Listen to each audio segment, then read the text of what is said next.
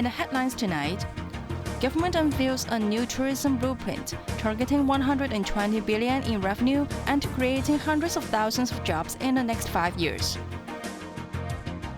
Investigators look for answers after a deadly plane crash in South Korea killed 179 people yesterday. And former US President Jimmy Carter has died at the age of 100.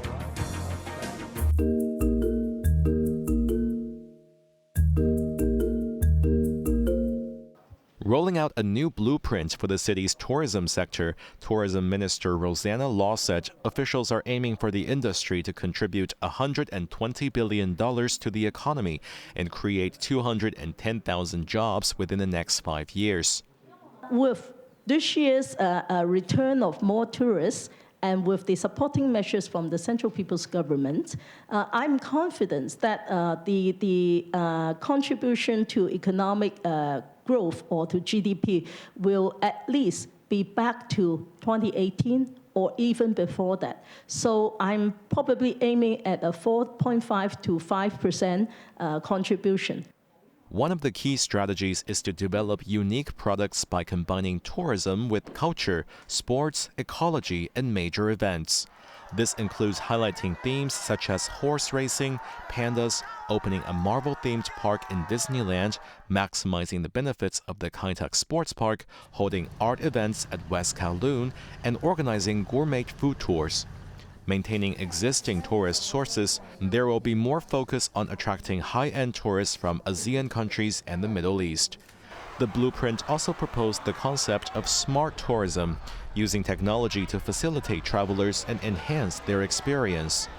Additionally, better data analysis will be used to understand tourists' preferences and improve services accordingly.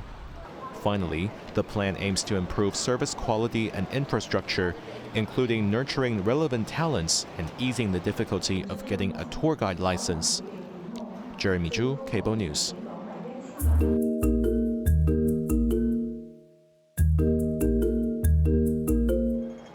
Health experts have sounded the alarm about a potential surge in flu cases following the Lunar New Year holidays if a cold snap hits Hong Kong, urging the elderly and the young to get vaccinated.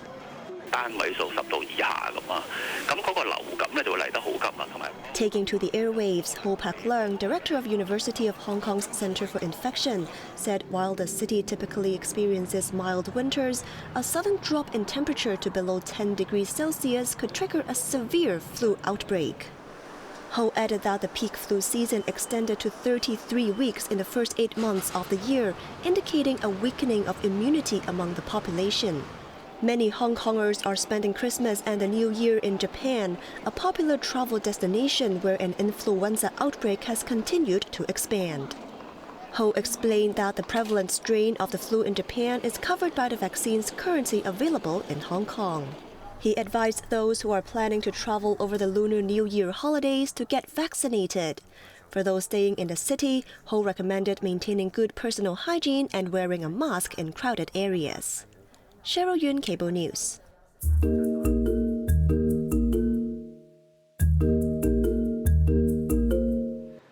Starting today, the government dental clinics will switch to an online registration system, discontinuing the in-person queuing for treatments. Patients must register through the eHealth app or the Department of Health's website from 6 a.m. to 11:30 a.m. the day before to make their appointment. Health Secretary Lo Chung Mao visited the Chun Wan Clinic this morning, describing the long queues for tickets as a thing of the past. He added that the on-site assistance will be provided for elderly individuals who find it difficult to make the e-booking. However, not everyone was happy about the new system. One man noted that in-person queuing guaranteed a ticket for those waiting, while the new option is more of a lottery if registrations exceed capacity. He was worried about the possibility of not securing an appointment.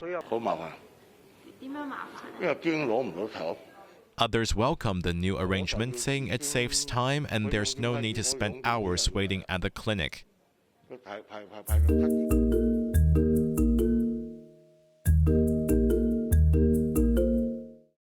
CCTV footage captured the fatal accident when a car lost control and rammed onto the sidewalk on Jordan Road, hitting 3 pedestrians. The incident happened around 10 a.m. as the vehicle was heading towards Ferry Street when it mounted the pavement before smashing against the road divider. Debris was scattered all over the area and the car itself was badly damaged. The railings on the sidewalk were uprooted. Emergency services rushed the 42-year-old driver and the injured pedestrians to Queen Elizabeth Hospital, where a 68-year-old man was pronounced dead. He fell unconscious after he was hit by the car. The driver of the vehicle was arrested on suspicion of dangerous driving causing death.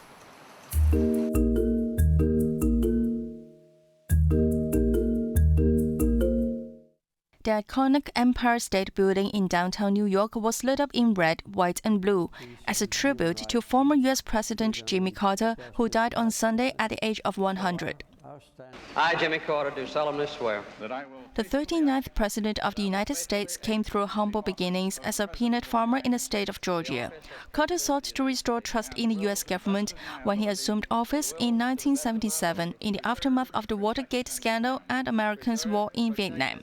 The highlight of Carter's one term in office was the 1978 Camp David Accord between Israel and Egypt, bringing some stability to the Middle East. Have agreed to recognize each other. Carter formally established diplomatic relations with China in 1979. Yet economic struggles on the domestic front, which saw high unemployment and double-digit inflation, including soaring gas prices, triggered a decline in Carter's popularity. A foreign policy crisis where 53 Americans were held hostage for 444 days in the Iranian capital Tehran blew away all hopes for a second term during the 1980 presidential election. The hostages were released on January 20, 1981, the day Ronald Reagan became president. Carter left office profoundly unpopular, but earned a reputation as a committed global humanitarian. He was awarded the Nobel Peace Prize in 2002 for his efforts to promote human rights and resolve conflicts around the world. Carter himself acknowledged the common view that he was a better ex-president than president. Happy birthday to you. The longest living U.S. leader died peacefully at his home in Georgia, surrounded by family. Nothing that I do is sacrificial. It adds an interesting dimension to my life. Today, America and the world, in my view, lost a remarkable leader. U.S. President Joe Biden remembered Carter as a man of principle, faith, and humility. Carter's state funeral will be held on January 9th, which has been declared a national day of mourning. Anna Chan, Cable News.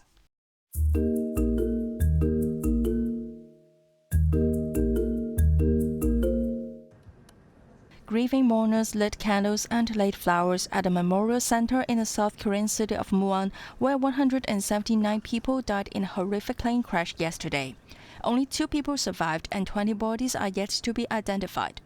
Bereaved families of those who died in the accident have agreed to jointly hold funerals after all identities are confirmed.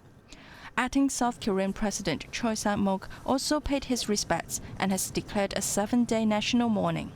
Choi has ordered an emergency safety inspection of the country's aircraft operation system, while the Transport Ministry said it may investigate the 101 Boeing 737-800 aircraft which are in active service. A day after the tragedy, emergency workers and investigators sifted through the wreckage, hoping to shed more light on the cause of the worst aircraft disaster in South Korean history. The Jeju airplane, flying from Bangkok to Muan, had operated 13 flights in 48 hours prior to the crash. It completed its pre-departure checks in just 28 minutes, which is the minimum time mandated for B737 aircraft.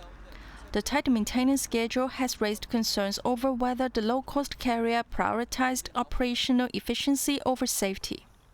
Aviation experts have also raised concerns over a mount at the end of the runway where the plane collided. The landing gear failed to deploy and the aircraft skidded for roughly 1,600 meters before the collision. Airport officials said the amount was raised to keep the localizer level with the runway to ensure it functions properly as the ground at the end of the runway is slanted. However, some were skeptical whether more lives could have been saved if the amount was not there. A bird strike seems to be the most likely cause for the crash, but many other questions remain unanswered, such as the engagement of the additional braking system. Anna Chan, Cable News.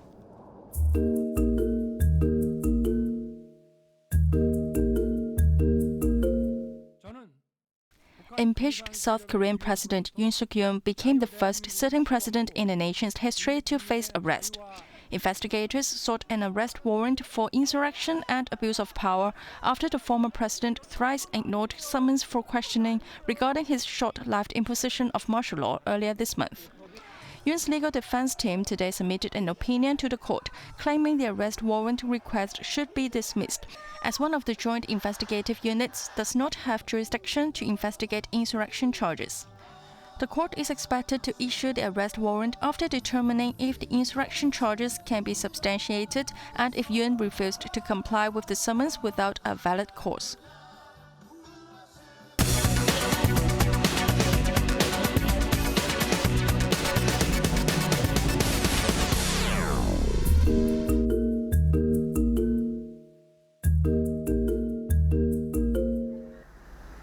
Hong Kong stocks navigated through gains and losses on the second last day of the year before closing 0.2% lower. The Hang Seng Index held on to stay above the 20,000-point mark. Stocks of 3 new companies made their trading debut in Hong Kong today. Medical services platform Healthy Way jumped 36% from its list price of $7.80 to end at $10.66. Beijing-based Xunfei Healthcare Technology surged 5.1% to $87 from a list price of $82.80. While manufacturer of semiconductor material InnoScience Technology Holding made marginal gains, appreciating 0.4% to finish at $31.